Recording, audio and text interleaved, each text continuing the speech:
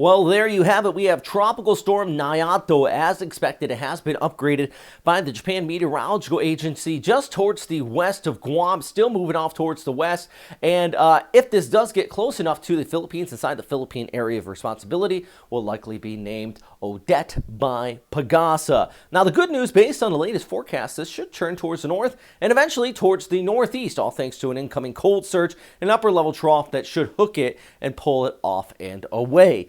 Now, based on everything we're seeing right now, though, the storm is intensifying. So for the near term, a special weather statement is in place out there in Guam and across the Mariana Islands. Good news, this is really intensifying pretty quickly over the past 12 hours.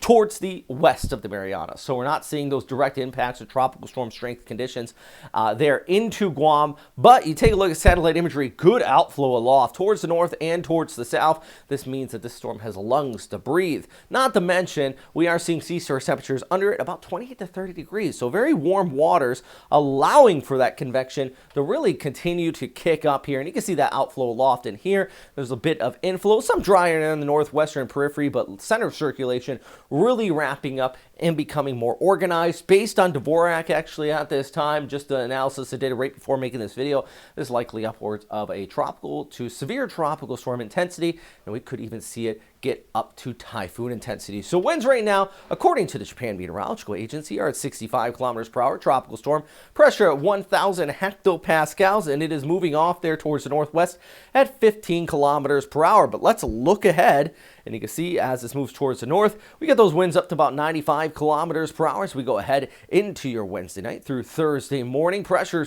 continues to drop to 992 hectopascals. As we go ahead into Friday morning, right there is about 7 a.m. That would be 00 Zulu and 0900, 985 hectopascals, and we have the winds at 110 kilometers per hour. But then at that point, it really is going to start to interact with the shear coming in with that cold surge, and it should start to cause this to weaken. But there is a lot of questions as we go ahead through Thursday into Friday, because still the GFS continues to want to hold on and have this linger for a period of time here. I think it's highly unlikely that it would churn back towards the west, and if it did, it would be significantly weaker. Most of the model guidance all pulls this towards the north and east and weakens it out. And you can see in the broader picture exactly what I'm talking about. Here comes the cold surge, that passing trough, fish and hook right off towards the north, and that cold surge dominating the western half of that flow, ushering in dry air from Okinawa all the way down to Luzon. Actually, midweek and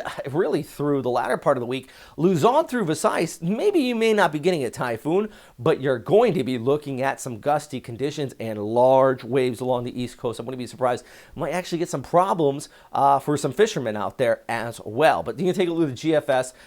Bulk of the guidance still pulls it towards the north, but there are still some of those outliers that want to shift this back towards the west in the long range, which is why I'm not going to completely take the Philippines off of the table here, and I still want you guys to watch this one very closely. But it's a watch, not a panic type of a scenario. Hey, look at these waves, though. This really shows you what I'm talking about with the cold surge here, because this is, we go ahead through Wednesday, you have those waves coming down. There's our center of circulation with our storm, but this is all associated with the winds from that high pressure area from Okinawa to Luzon. These are waves upwards about 3 to 6 meters high. That's what I'm talking about when I think we could have some dangerous surf out there, not directly associated with our storm, but further off there towards the west with that surge. All right. Always know your information through official sources. Pagasa is on top of this storm, as well as JMA and JTWC. So always check with them. If you like this update, hit that like and subscribe button. And as always, there's a link down below if you want to help us out on Patreon.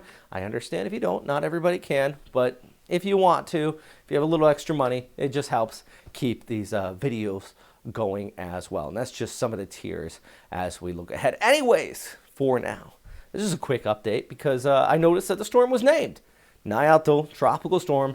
And if you have any questions or anything like that, you want answers, hit me up in the comment section down below. As always, stay safe out there, and thanks for watching. Have a fantastic day.